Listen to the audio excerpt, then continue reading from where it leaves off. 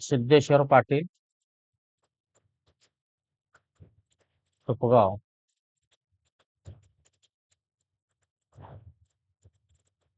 आता या ठिकाणी आजचा जो विषय आहे, एखाद्या व्यक्तीने आपल्याला विचारलं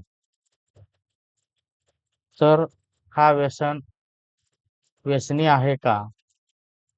किंवा लग्नाच्या वेळेला आपल्याला विचारलं जातं की हा व्यसनी आहे का आणि याचा व्यसन सुटेल का? किंवा एखादी महिला आपल्याकडे येतात, म्हणतात माझा मिस्टर किंवा पती खूप पितात, त्यांचं व्यसन सुटेल का? हे पत्रिकेवरून कसं बघायचं?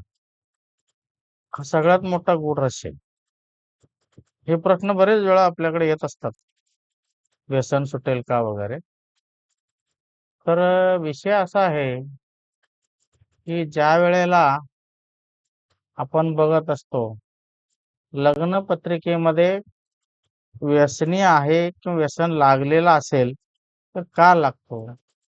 तर ज्या वेळेला व्यसनाला प्रेरणादायक ग्रहांची आणि द्वितीय स्थानाचा अधिपती हे त्याचा संस्कार दाखवतो, द्वितीय स्थान. आता त्यामध्ये काही सूत्र आहेत. पहिला सूत्र असा आहे की माणूस व्यसनी आहे हे लग्न कुंडलीतील द्वितीय भावावरून कळतं आणि द्वितीय भाव पूर्वजन्माचे संस्कार दाखवते आणि द्वितीय भाव D9 चार्ट मध्ये कुठं गेलेला आहे यावरून ते व्यसन किती लांब चालतं हे कळतं. नीट आहे का? लग्न कुंडलीच्या द्वितीय भावावरून आपल्याला पूर्वजन्माचे संस्कार कळतात आणि द्वितीय भाव वरून कळतं की व्यसनी आहे का नाही. आणि द्वितीय भावाचा अधिपती D9 चार्ट मध्ये कुठं गेलेला आहे यावरून आपल्याला कळतं की किती लांब पर्यंत हे व्यसन चालणार आहे. द्वितीय भावात जर पीडित असेल आणि मोक्याच्या वेळेला द्वितीय भावात असणाऱ्या ग्रहांची दशा महादशा लागलं, म्हणजेच व्यसनाला प्रेरक ग्रहांची दशा महादशा लागलं, तर ते व्यसन लांबपर्यंत चालत राहते. कसोटी नंबर 1, द्वितीय भाव पीडित असेल, शत्रू राशी पाप कर्तरी ठरल्याप्रमाणे असेल तर थोडाफार व्यसन असतो. दुसरी कसोटी म्हणजे पंचमस्थान ही त्याची बुद्धी, त्याची संगत दाखवते. पंचमस्थानाचा अधिपती हा पीडित असेल तर त्याची संगत पण वाईट असते, असं म्हणायला हरकत नाही. आता या ठिकाणी सगळ्यात महत्वाचे 2 ग्रह या व्यसनासाठी म्हणजे चंद्र आणि शुक्र. शुक्र हा लक्झरी कारक असून चंद्र हा मनाचा कारक आहे. शनी हा गरम पदार्थाचा कारक म्हणजे ड्रगचा कारक आहे. ड्रगचा व्यसन बघायचं असेल तर शनिवारनं बघावं लागतं. आणि हे ग्रह प्रेरणादायक असतात, त्यांची दशा महादशामध्ये बहुतेक माणूस व्यसनी होतो, असं म्हणायला हरकत नाही.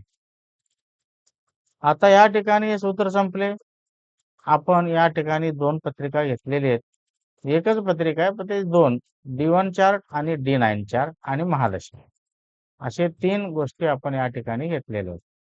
आता विषय असा समजावून घ्या, लग्न कुंडलीमध्ये आता या ठिकाणी या मुलाचा जन्म थोडक्यात 12 फेब्रुवारी 1997, 12 फेब्रुवारी 1997 ला 12 फेब्रुवारी 1997 11 AM ला झालेला आहे, पनवेल येथे. हा मुलगा माझा परिचयाचा आहे. हा मुलगा माझा परिचयाचा आहे असं म्हणायला हरकत नाही. आणि ह्याला लहानपणापासून बघतो. त्याची आई माझ्याकडे आली होती, हा व्यसन कधी सुटेल? तेव्हा मी त्याला सांगितलं होतं 15-16 मध्ये हा व्यसन सुटेल. हा 8वी ला असतानापासून दारूचे व्यसन होता. आता हिस्टॉरिकल बॅकग्राऊंड पहिला समजावून सांगतो म्हणजे तुमच्या लक्षात येईल. एवढं दारूचं व्यसन होता. हा घरातले पैसे चोरायचा, बाहेरचे चोऱ्या करायचा. बऱ्याच गोष्टी आता काही एवढं सांगू शकत नाही. एवढ्या गोष्टी ह्यांनी केलेल्या आहे. तर हा 2015ला व्यसनातून मुक्त झाला. पूर्णपणे सोडून दिला, असं म्हणायला हरकत नाही. आता ह्याचा जन्मतः केतूची महादशा सुरू होती. नंतर शुक्राची महादशा चालू झाली. 2005 पर्यंत शुक्राची महादशा होती. आता हे पुढे येणारच आहे आपल्याला. लग्न कुंडली जर बघितलं तर या ठिकाणी द्वितीय स्थानाचा अधिपती शुक्र दशम स्थानामध्ये नीच असलेल्या गुरु बरोबर बसलेला आहे. आता गुरु धर्मस्थानाचा अधिपती कर्मस्थानात गेलेला आहे आणि शनीच्या घरात बसलेला आहे आणि नीच गुरु बरोबर शुक्र बसलेला आहे. तिथं सूर्य पण आहे, बुध पण आहे, पण गुरु नीचाचा आहे. आणि हे झालं त्याचं पूर्वजन्माचे संस्कार. आता त्याची संगत बघू आपण. या ठिकाणी संगत बघा. पंचम स्थानाचा अधिपती सुद्धा नीच ग्रहाच्या गुरु बरोबर बसलेला आहे.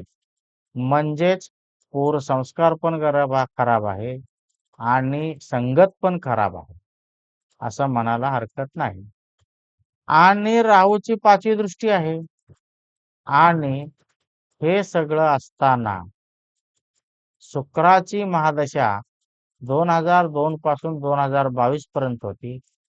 2005 पर्यंत शुक्रामध्ये शुक्रच होतं. त्यानंतर 2012ला शुक्रामध्ये राहूची महादशा संपली. तसं ते 2015 पर्यंत गुरुची अंतर्दशा चालू झालं. तसं तो 2015ला पूर्ण व्यसन सोडून दिला. याचं कारण सोडून देण्याचं कारण आपल्या D9 चार्टमध्ये होतं. म्हणजे लहानपणी व्यसन झालं, प्रेरणादायी ग्रहांचा महादशा होती, व्यसन चालू झालं. पण किती लांबपर्यंत चाललं तर 2015 पर्यंत चाललं. याचं कारण याचा अधिपती शुक्र D1 चार्ट मधला अधिपती शुक्र या ठिकाणी दशम स्थानात बसलेला आहे. तर या ठिकाणी व्ययस्थानात बसलेला आहे. आता या व्ययस्थानामध्ये बसलेला शुक्र याला राहू बघत आहे. फक्त राहू बघत आहे व्ययस्थानातला शुक्र. पण बाकीच्या सगळ्या गोष्टी प्लस पॉइंट आहेत. म्हणजे दशम स्थानाला उच्चाचा शनी पाहत आहे. इथं गुरु आहे. गुरु आणि चंद्राची युती आहे आणि संगतीचा कारक ग्रह मंगळ याला शनी बळ देत आहे 7व्या दृष्टीने.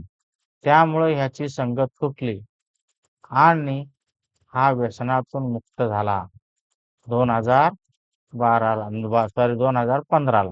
जेव्हा राहू गुरुची महादशा सुरू झाली तेव्हा हा यातून मुक्त झाला. थोडक्यात सांगायचं तात्पर्य असं आहे की ज्या वेळेला D9 चार्ट मध्ये हे असं कळतं की हा व्यसन किती लांबपर्यंत चालेल आणि कधी सोडेल. आता दुसरं यामध्ये क्ल्यू असा आहे की प्रेरणादायी ग्रहांचा म्हणजे ज्या ग्रहामुळे व्यसनाधीन झालेला आहे, प्रेरणादायी ग्रहांचा जर महादशा लांबपर्यंत आलं नाही तर तो ग्रह व्यसन न सोडवता तो त्याला सोडवतो. कळालं नसेल तुम्हाला, तो त्याला सोडवतो असं म्हणायला हरकत नाही. म्हणजे असा आहे त्याचा अर्थ की प्रेरणा प्रेरक दशा आल्यानंतर व्यसन सुटतो. पण जेव्हा प्रेरक दशा ही खूप लांबपर्यंत असते, 25 वर्ष 20 वर्ष वगैरे असते, त्यावेळेला ते व्यसन न सुटता त्या व्यसनातच माणूस संपतो असं म्हणायला हरकत नाही. झालेली सेवा. श्री स्वामी समर्थ. श्री स्वामी समर्थ.